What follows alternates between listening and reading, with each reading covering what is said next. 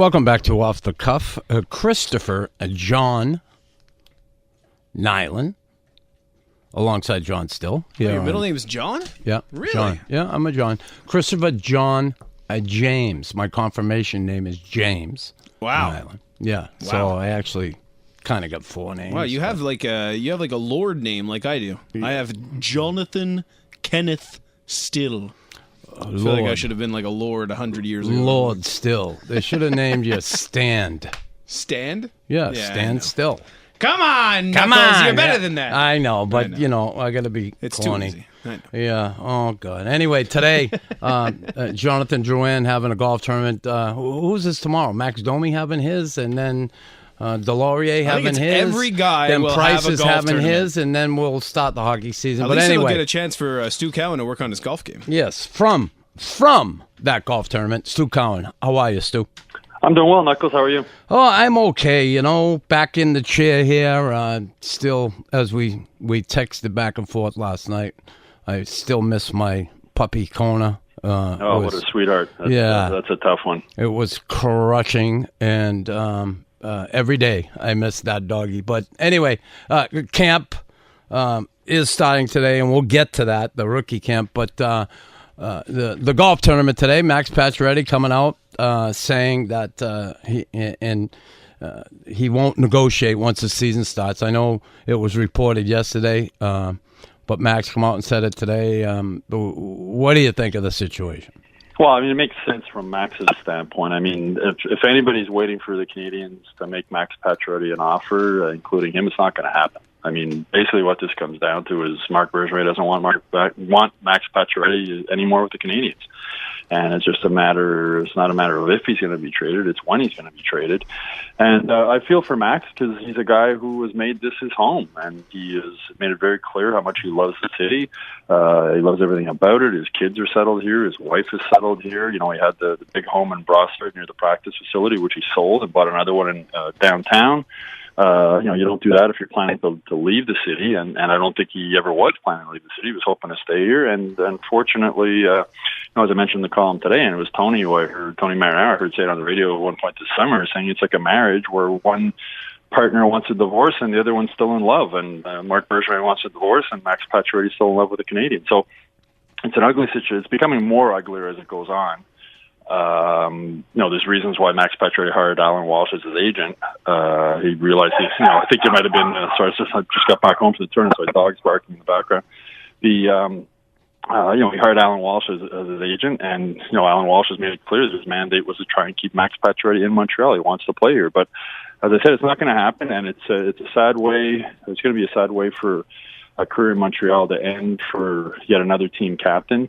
And, when next time Marc Bergevin talks about how free agents don't want to come here, this certainly isn't going to help the situation. Max Pacioretty is, I know you know him well, Chris. He's a guy who's kind of hard not to like.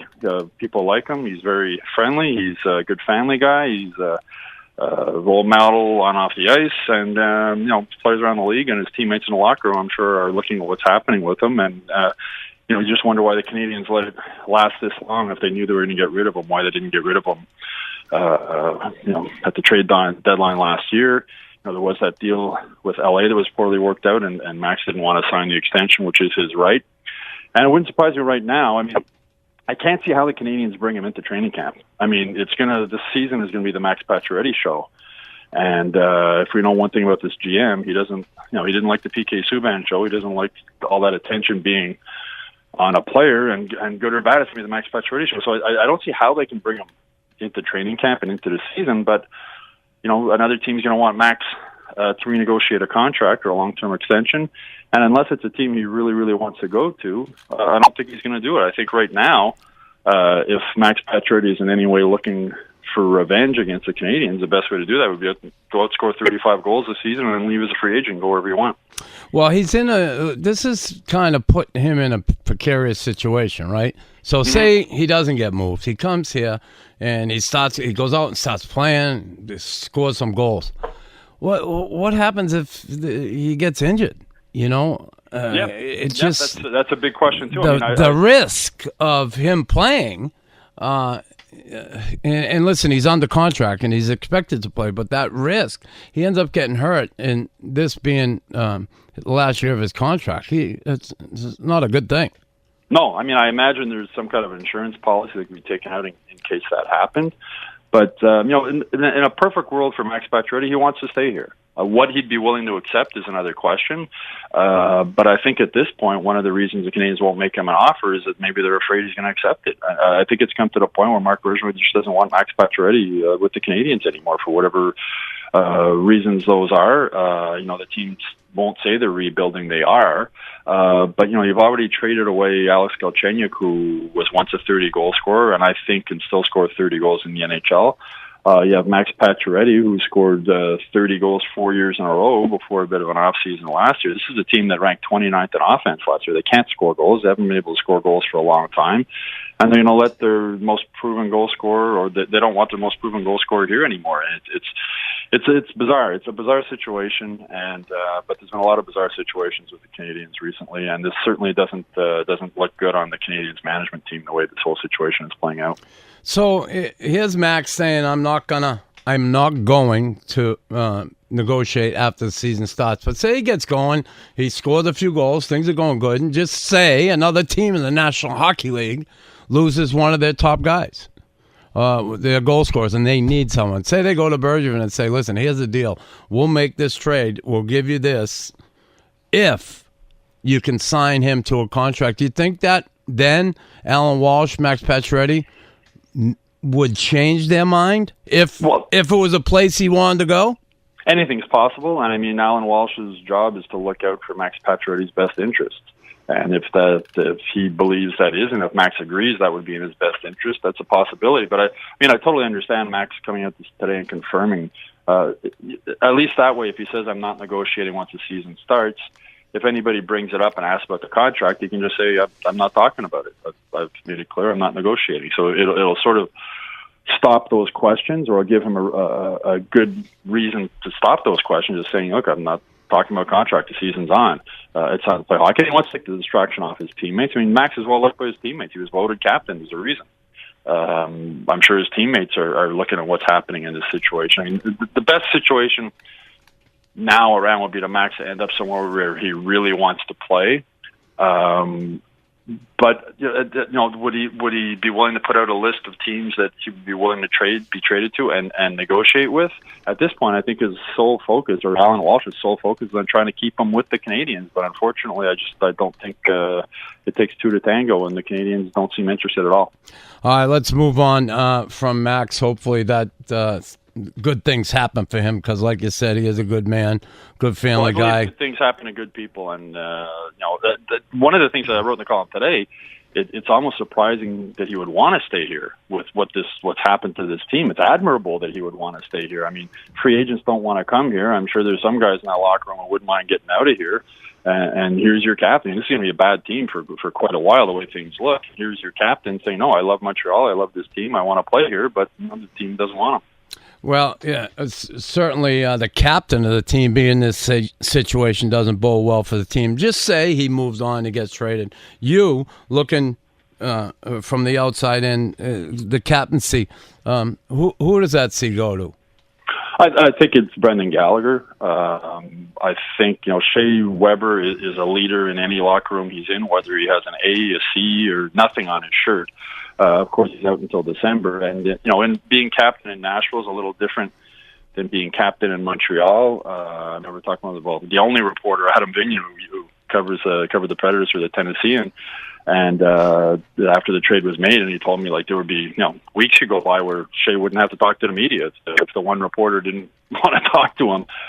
Here in Montreal, part of the responsibility of the captain is speaking to the media, and by speaking to the media, you're speaking to the fans. I had a good interview with Brendan Gallagher talking about that last year. I asked him, do you ever... Gallagher's always in the room, win, lose, whatever. Yeah. He's always there. Whether he played a good game, a bad game, he's always there to face the music. And I said to him last year at one point, I said, do you get tired of doing this? He said, well, no, I realize it's part of my job. He said, I realize I'm talking to the fans when I'm talking to you. And that's a huge part of the job of being captain of the Canadians. And Max Pacioretty does that very well also. Max is always there to talk, and if there's any, I don't want to say a knock on Max, because reporters all love it when guys speak honestly and don't speak in cliches. Max speaks honestly. He speaks from the heart. There was, early last season when he was really struggling and the team was struggling, and I believe we were in Anaheim, and that's when Max came out and said, it's hard to be a leader when you're the worst player on the team. And that's how he felt. That was honestly how he felt. Should he have probably said that publicly? I don't think so. I don't think it's something a Shea Weber guy would do. He'd deal with it himself. But that's just the way Max is. Max is just an honest guy. He speaks from the heart. As a journalist, I wish more players would and express their honest feelings rather than the cliches so many of them speak about. But that's just the way the guy Max is. And there's with every human being, there's good qualities and some qualities not so good. I mean, we're all in that boat, and Max is one of his things. Maybe he's just a little bit too honest, and he's too hard on himself. Also, I think he's really hard on himself when things go bad, and we've all seen that and heard him talk during those situations. Speak for yourself. I'm perfect. No, no question about that, Stu. Listen, today.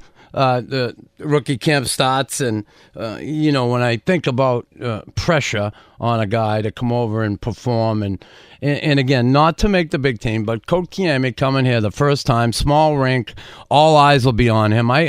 This is going to be something that I think it'll be good for the kid, obviously, to get used to this, but he's going to have the camera in his face from day one, right, till the time he comes back here again, if he ends up going back to Finland, which he probably will, right? Well, he probably will, but you never know. I mean, this is sort of Alex Galchenyuk all over again. Oh, I hope not. Overall pick, the center of the future. Alex can make the jump straight to the NHL. You would think the Canadians learned lessons from that. I mean, this is not going to be a good hockey team this year, but right now, the Canadians management team is not looking very good. There's not really any optimism heading into this season, and you wonder if part of them, they want to sell some optimism by having this kid maybe not stay the whole season here, but maybe play 8 or 9 games before they hit that 10-game threshold and send them back. So I wouldn't be shocked if that happened. Whether it's the right thing to happen, I don't think so, but I wouldn't be shocked. I mean, this team at this point needs something positive, some kind of a positive PR, something that makes the future maybe look a little brighter, and Kotkaniemi is a candidate to do that. Well, this general manager has always said it'll be up to the player to determine if he's going to be here or not. So what if this kid come in and just ripped it up? I mean, ripped it up. What do you do? Well, that's why I say I wouldn't be surprised. I wouldn't be shocked if he started the season, played at least a few games. It wouldn't shock me at all. This is a team that, and you can look. I don't know if it's the atmosphere you want to bring the kid into right away. I don't know if he's ready. The one, at least he has played against men. He's played against men for quite a while. So it's not that much of a jump. But of course, he's coming to a smaller rink. There's a lot of things for him to learn. So to me, the best thing would be not to rush this kid. But again, I wouldn't be totally shocked if that happened. All right, there's some other sentiment, obviously, coming into this camp, and Vadimo, Verbeek. There's one guy I'm curious about. Well, Jake Evans, another sentiment, but defenseman Alexei Entalainen. Who is this guy?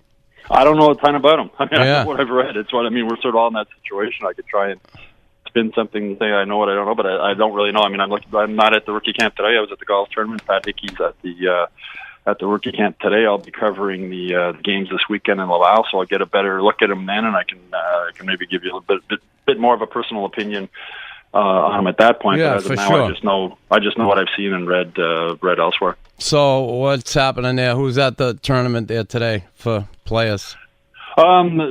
Let's see. Jordy Ben. I had a nice conversation with Jordy Ben. He looks good. Drouin, obviously. Nicolas Deslauriers. How can you look good with that beard? Come on, he still has the beard. How can you look good with that beard? Well, I said to Drouin also, who has sort of the rock star hair going right now. I asked him about it. I said I'm actually jealous. I can't really comment too much on hair. Yeah, we don't need tell him we don't need a rock star. We need a hockey player, please. Yeah, that's it. I think Charles Hudon, Max Pacioretty, obviously.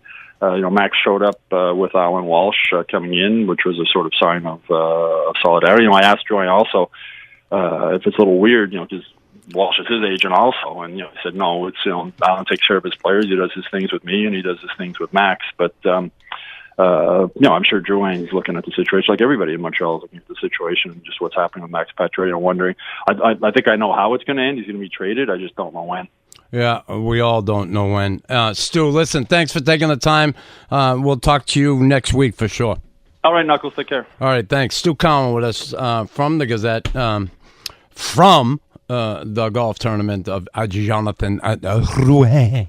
How's my Francais, Lo? Hey, Lo. Anyway, Formidable. coming up, What the Puck?